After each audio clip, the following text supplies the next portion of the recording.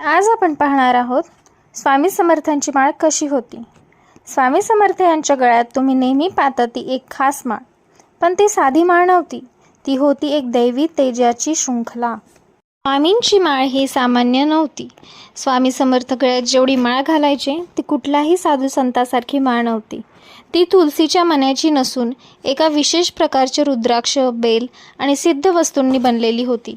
तिच्यात 108 मणी नव्हते, तर केवळ स्वामींच्या इच्छेने जागृत केलेले शक्तिपीठ होते।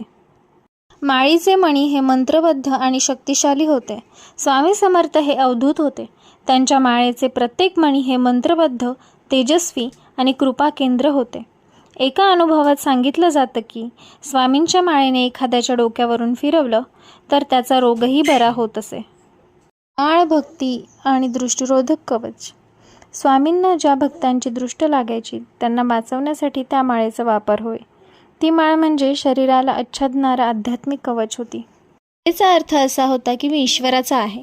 स्वामी समर्थ स्वतः म्हणत, ही माळ नाही, ही माझ्या परमात्म्याशी जोडलेली जोड आहे।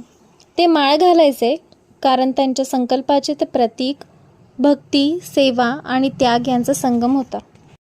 स्वामींची माळ फक्त शोभेची वस्तू नव्हती, ती एक जागृत, ऊर्जायुक्त आणि कृपामय अस्त्र होती।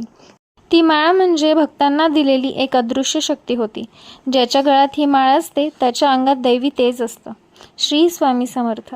अशाच नवीन गोष्टी जाणून घेण्यासाठी आपल्या चॅनलला सबस्क्राईब, लाईक आणि शेअर नक्की करा।